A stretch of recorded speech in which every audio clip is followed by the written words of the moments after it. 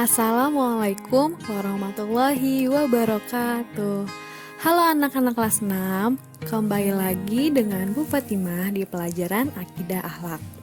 Apa kabar kalian semua? Semoga kalian selalu dalam keadaan sehat ya. Tetap semangat belajar di rumah.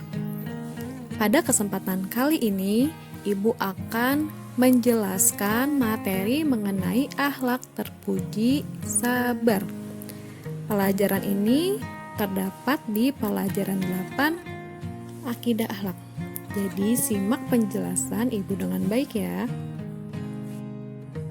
Materi yang akan kita pelajari hari ini yaitu pengertian sabar, cara sabar, ciri orang yang sabar, kisah Nabi yang memiliki sifat sabar, serta hikmah dari sifat sabar. Setiap manusia pasti pernah merasakan senang, susah, gembira, ataupun sedih. Dalam kehidupan dunia selalu silih berganti.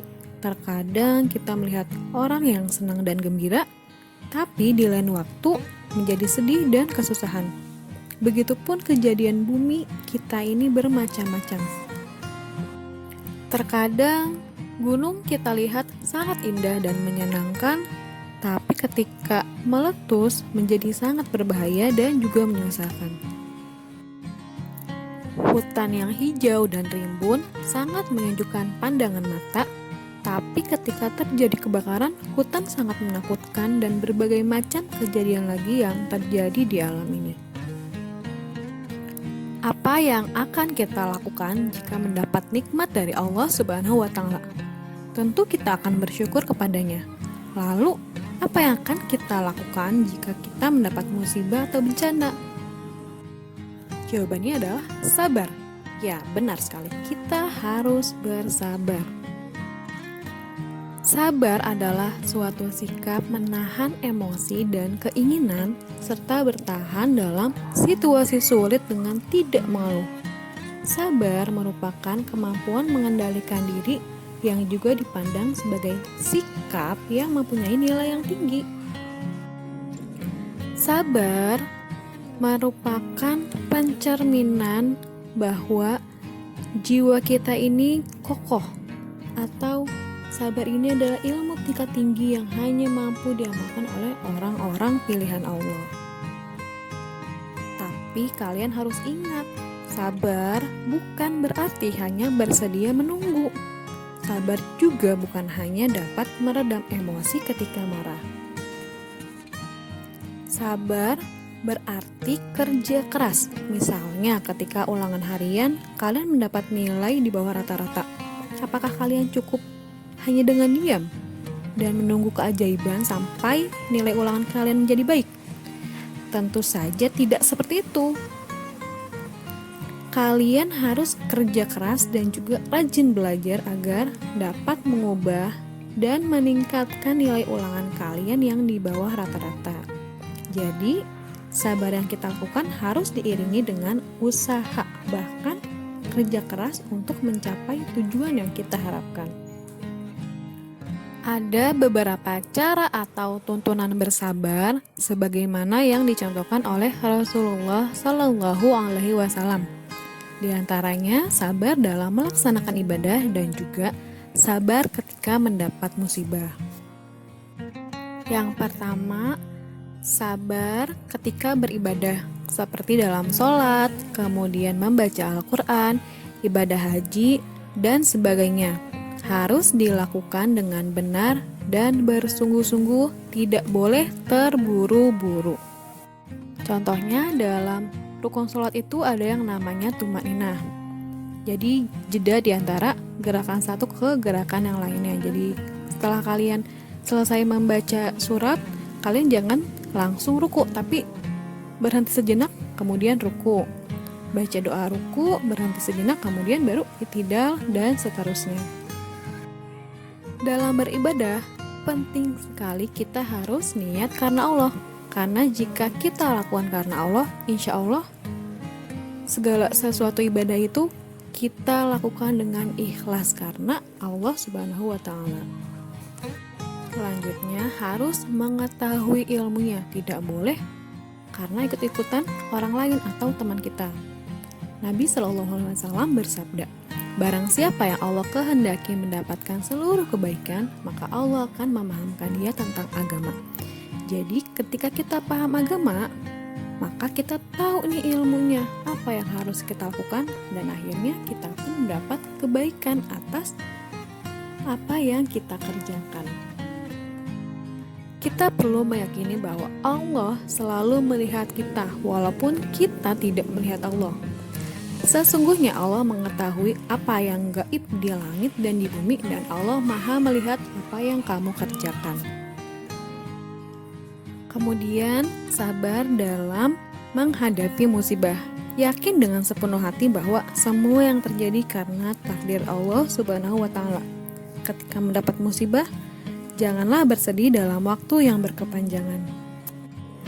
Tetap berusaha dan semangat untuk melalui kehidupan masa depan. Ketika mendapat musibah, jangan sekali-kali menghubungkan musibah yang kita dapatkan dengan tahayul atau kejadian yang tidak masuk akal. Dan yakin dengan sepenuh hati bahwa di balik semua musibah pasti ada hikmahnya. Karena barang siapa dikehendaki Allah kebaikan baginya, maka dia diuji dicoba dengan suatu musibah. Inti dari sabar yang diajarkan oleh Rasulullah adalah tetap mengontrol diri dalam keadaan dan situasi bagaimanapun juga, baik dalam senang ataupun sebaliknya.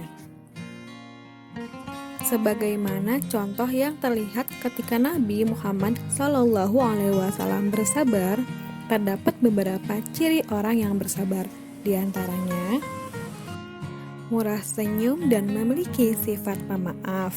Kemudian, lemah lembut dalam berbicara dan berpendirian tenang. Tidak bakhil, pemberani, dan jujur.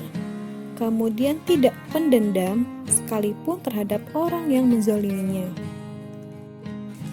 Memiliki semangat yang tinggi dalam hidup, baik dalam keadaan senang ataupun susah. Dalam kehidupan sehari-hari, orang yang memiliki sifat sabar justru akan terlihat lebih tegar, lebih semangat, dan juga orang yang sabar bahkan lebih perkasa. Nabi Muhammad SAW pernah bersabda, orang yang kuat bukanlah orang yang menang dalam bergulat, akan tetapi orang yang kuat adalah orang yang dapat menahan dirinya ketika marah. Hadis riwayat Bukhari dan Muslim. Selanjutnya, Ibu akan membacakan kisah dari kesabarannya Nabi Ayub alaihissalam. Nabi Ayub alaihissalam adalah putra Is bin Ishak bin Ibrahim. Nabi Ayub adalah nabi yang kaya raya, hartanya banyak, baik itu dari peternakan, pertanian, perkebunan, dan lain-lain. Ia pun memiliki anak yang banyak. Tetapi walaupun kaya raya, Nabi Ayub tidak sombong apalagi kikir atau bakhil, bahkan ketaatannya kepada Allah sangatlah tinggi. Para malaikat terkagum-kagum menyaksikan ketaatan Nabi Ayub alaihissalam. Mereka membicarakan keikhlasan Nabi Ayub alaihissalam dalam melakukan ibadah kepada Allah. Iblis yang mendengar pembicaraan itu merasa iri dan ingin mencelakakan Nabi Ayub agar menjadi orang yang tidak sabar dan celaka. Usaha iblis merayu dan menggoda Nabi Ayub agar mengikutinya dan terjerumus menjadi manusia yang tidak sabar mengalami kegagalan. Nabi Ayub tetap taat dan tidak tergoyahkan oleh bujuk rayu iblis.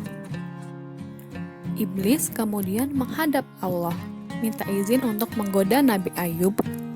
Iblis berseru, "Wahai Tuhan, sesungguhnya Ayub sangat taat, sangat patuh dan rajin beribadah kepadamu. Tidak lain karena ia takut kehilangan kenikmatan dan harta benda darimu. Dia menyembahmu tidak ikhlas, bukan berdasarkan hatinya, tapi karena hartanya. Seandainya hartanya habis atau hilang, pasti Ayub dan keluarganya tidak lagi taat kepadamu." Kemudian Allah Subhanahu wa Ta'ala mengizinkan iblis untuk menggoda Nabi Ayub. "Kuizinkan kau menggoda dan memalingkannya dariku. Kerahkanlah pembantu-pembantumu untuk menggoda Ayub melalui harta dan keluarganya. Cerai-beraikanlah keluarganya yang rukun damai sejahtera itu. Lihatlah sampai di mana kemampuanmu untuk menyesatkan hambaku Ayub itu. Demikianlah iblis dan para pembantunya kemudian mulai menyerbu, menggoda keimanan Nabi Ayub. Mula-mula mereka membinasakan binatang ternak Nabi Ayub. Kemudian lumbung-lumbung gandum dan lahan pertanian Nabi Ayub terbakar dan musnah. Iblis mengira Ayub akan berkeluh kesah setelah kehilangan seluruh hartanya. Namun, Nabi Ayub tetap berbaik sangka kepada Allah. Segala ia serahkan kepada Allah. Karena harta hanyalah titipan yang sewaktu-waktu akan diambil lagi oleh Allah. Berikutnya, iblis mendatangi putra-putri Nabi Ayub di gedung yang besar nan megah. Diruntuhkannya gedung itu hingga roboh dan berantakan, maka seluruh putra-putri kesayangannya pun meninggal seketika. Iblis mengira Nabi Ayub akan goyah karena kehilangan putra-putri kesayangannya. Nabi Ayub memang bersedih, tapi jiwanya tetap kokoh dalam keyakinan bahwa jika Allah akan mengambil apapun yang kita sayangi, tidak akan ada yang dapat menghalanginya. Bahkan, Nabi Ayub semakin taat kepada Allah Subhanahu wa Ta'ala. Selanjutnya, iblis menaburkan bibit penyakit di sekujur tubuh Nabi Ayub sehingga beliau menderita penyakit kulit yang menjijikkan. Keluarganya pun menjauhinya. Hanya seorang istrinya yang setia menemaninya yang bernama Rahmah. Tapi akhirnya Nabi Ayub dan istrinya diusir oleh penduduk karena takut menular. Karena tidak tahan dan terkena bujuk rayu iblis, akhirnya istrinya pun meninggalkannya sendirian di dalam hutan. Selama 7 tahun, Nabi Ayub menderita sakit dan hidup sendirian.